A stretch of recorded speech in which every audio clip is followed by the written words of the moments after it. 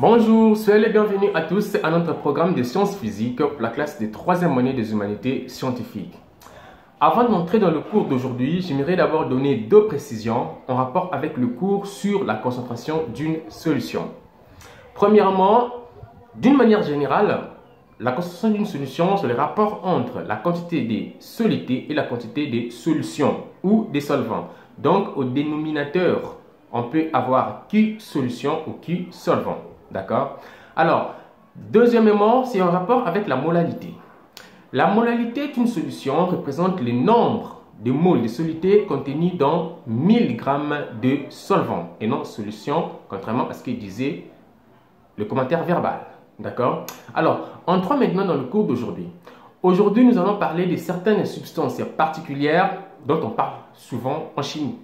Il s'agit des acides et des bases. C'est parti!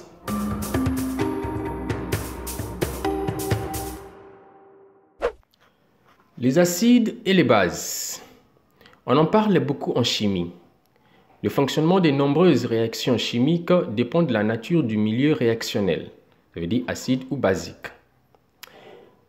D'ailleurs, on entend souvent aliments acides, milieu acide, acide faible, base forte.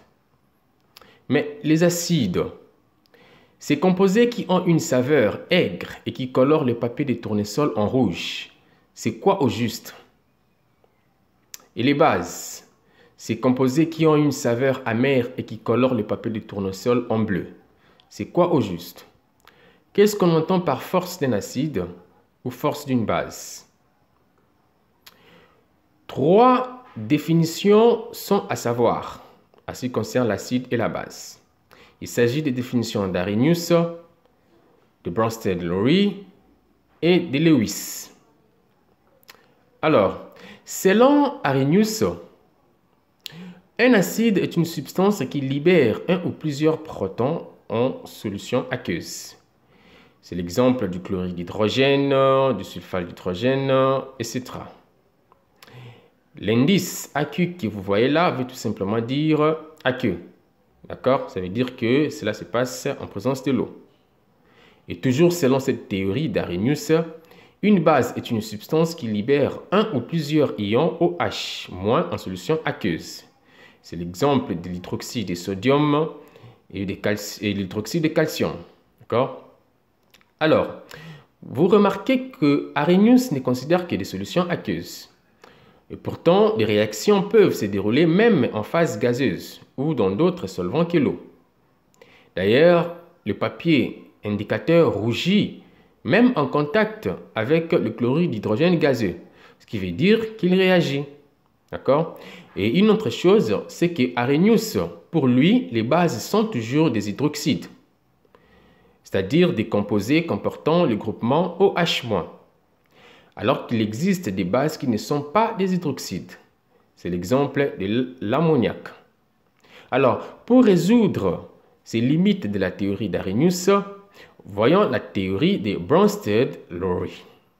D'accord? Alors, selon Bronsted-Lowry, un acide est une substance, ça veut dire une molécule ou un ion capable de libérer un proton. C'est l'exemple du chlorure d'hydrogène, de l'acide éthanoïque, de l'ion ammonium et de l'eau. D'accord? Et toujours selon cette théorie, une base, c'est une substance capable de capter un proton. Et c'est l'exemple de l'ion chlorure, de l'ion éthanoate, de l'ammoniac, etc. Et vous remarquez qu'ici, l'ammoniac apparaît parmi les bases, ce qui n'était pas le cas avec la théorie d'Arrhenius. Ça veut dire en d'autres termes que cette théorie vient couvrir les limites de la théorie d'Arrhenius. D'accord? Voyons maintenant la dernière théorie qui est la théorie de Lewis. Selon Lewis, un acide est une espèce capable d'accepter une paire d'électrons, bien sûr, lors d'une réaction chimique. Donc, Lewis dit qu'un acide, c'est un accepteur d'électrons, qu'on appelle aussi électrophile.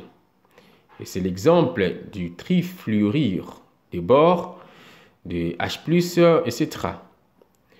Toujours selon Lewis, une base est une espèce capable d'offrir une paire d'électrons. Ça veut dire que, selon Lewis, une base, c'est un donneur d'électrons, qu'on appelle aussi nucléophile. D'accord? Et nous avons ici quelques exemples. Vous avez l'ammoniac, l'eau, etc. Alors, pour illustrer la théorie de Lewis, nous avons ici l'exemple d'une réaction chimique entre une base de Lewis et un acide de Lewis. La base de Lewis prise ici, c'est l'ammoniac, et l'acide de Lewis pris ici, c'est le trifluorure de bore. L'ammoniac qui contient une paire d'électrons, d'accord, et cette paire d'électrons est portée par l'azote et il peut la céder lors d'une réaction chimique. D'accord? Alors, parlons maintenant du couple acide-base. Alors, selon Bronsted-Lowry, nous avons vu qu'un acide peut être une molécule HA ou un ion BH+, et que ces composés sont capables de fournir un proton. D'accord? Alors, l'acide HA ou BH+, qui libère un proton, donne lieu à une base A- ou B. Et ces bases peuvent, en retour, à travers une réaction inverse, d'accord, capter le proton pour donner lieu à l'acide HA ou BH+. On dit que HA est l'acide conjugué de la base A- et A- est la base conjuguée de l'acide HA. Ou on dit aussi que BH+ est l'acide conjugué de la base B et B est la base conjuguée de l'acide BH+. D'accord? Alors, acide conjugué et base conjuguée forment ce qu'on appelle le couple acide-base. D'accord?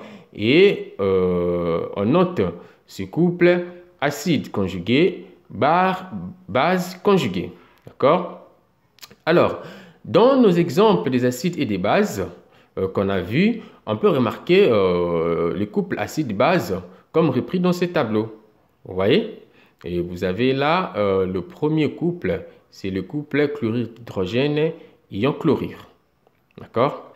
Alors, observez bien ces tableaux. Vous allez remarquer que certains composés, comme l'ion hydrogénosulfate et l'eau, sont à la fois acides et bases. D'accord? Alors, on dit que ces composés sont enfantaires. D'accord? On les appelle les composés enfantaires.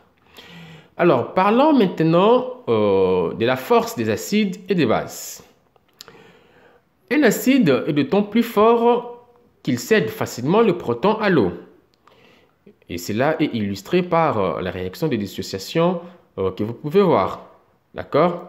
Cela veut dire que les acides forts se dissocient complètement. Et c'est l'exemple du chlorure d'hydrogène qui est un acide fort. D'accord? Vous devez savoir que presque tous les acides organiques sont des acides faibles. D'accord? Et la force d'un acide est déterminée par sa constante d'acidité Ka.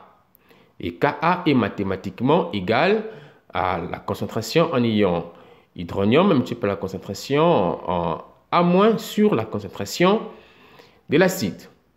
D'accord? Et on doit retenir que plus Ka est élevé, plus l'acide est fort. OK? Alors, en ce qui concerne les bases, une base est d'autant plus forte qu'elle capte facilement le proton. Et c'est selon la réaction illustrative que vous pouvez voir. D'accord? Cela veut dire, en d'autres termes, que les bases fortes se dissocient complètement. Et c'est le cas de l'hydroxyde de sodium, qui est une base forte. L'hydroxyde de sodium est une base puisqu'il donne en solution aqueuse l'ion OH-, qui est un accepteur de protons. D'accord?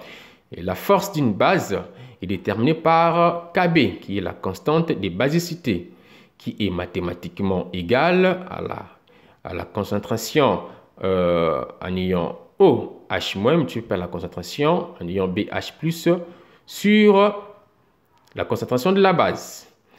Ça veut dire que les bases et les acides faibles se dissocient donc partiellement, si les acides et les bases fortes se dissocient complètement. Voilà, nous sommes arrivés à la fin de notre cours d'aujourd'hui et comme d'habitude, l'essentiel à retenir. Un acide ou une base peut être défini selon Arrhenius, selon Bronsted et Lowry ou selon Lewis. Un couple acide-base est constitué d'un acide conjugué et de sa base conjuguée. La force d'un acide ou d'une base est déterminée par sa constante d'acidité ou sa constante de basicité. Voilà, c'est tout pour aujourd'hui et à très bientôt.